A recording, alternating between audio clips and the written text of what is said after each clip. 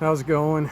So I wanted to make a video about this because it's a topic that, although it should be very straightforward, seems to go over a lot of people's heads.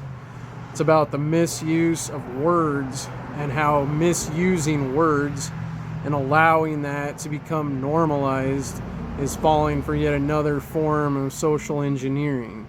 The word I'm talking about is conspiracy. For those who have forgotten its true meaning, let's define the term right now. Conspiracy, noun, a secret plan by a group to do something unlawful or harmful. If you're one of those people who weren't expecting this definition, you're part of the reason I'm making this video. You've likely been influenced by this growing misuse of the term, but don't worry, there's still hope for you. You see, what I'm getting at is that for many people, the term conspiracy has now become synonymous with the term conspiracy theory. And here's why that's dangerous. Many of you have already heard the idea that the CIA coined the term conspiracy theory as a way to stop people from talking about actual conspiracies. Let's be clear, the CIA did not invent the term. It was being used long before they existed. However, they did weaponize it.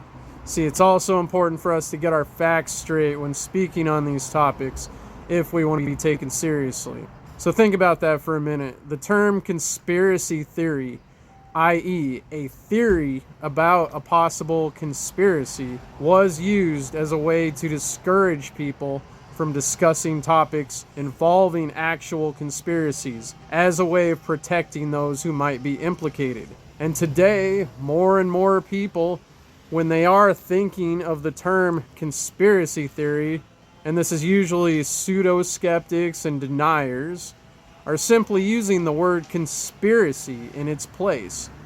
For example, the first time I heard of this was in a Facebook group. The group claimed to give a platform to people on both sides of the argument, yet the rules were so unbalanced that it heavily favored the deniers and quickly became a joke among real researchers. Anyway, someone made a post about some wild rumor they'd heard, wondering if it was a conspiracy theory. But instead, they said, "Is this a conspiracy?" And since then, I've been hearing this word misused more and more. So for example, someone might say something like, "Chemtrails aren't real, that's just a conspiracy." And yes, I've heard people make statements like this. Do you hear how ludicrous that sounds? They are literally saying, it's not real, it's just a bunch of people involved in a secret plan that's either unlawful or harmful. And they dismiss it like that. Now, of course, that isn't what they mean. What they mean to say is, it's just some wild conspiracy theory, there's no truth to it. Are you beginning to see why this is dangerous? Please tell me this is sinking in.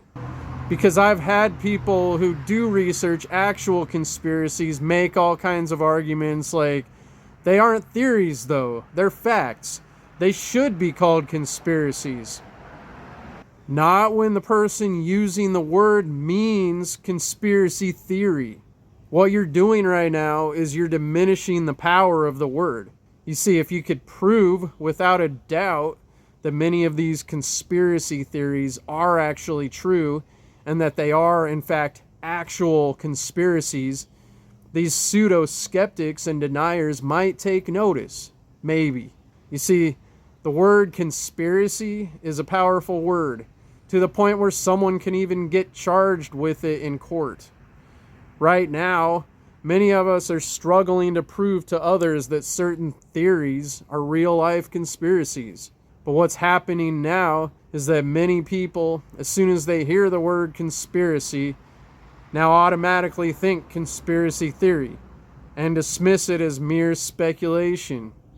And yes, I know they were already doing that to some extent, part of the effect of the weaponization of the term conspiracy theory. But it's getting worse. What happens when people have completely forgotten what the word conspiracy actually means? Imagine a world where people are so oblivious that they don't even know what a conspiracy is, even though there are many that are very well documented throughout history. And it gets to the point where the average person doesn't even believe that's a thing anymore. Because anytime they hear of certain events, then hear the word conspiracy, they think it's nothing more than wild speculation and not worth a second thought. How much more difficult would it be to convince these people of anything?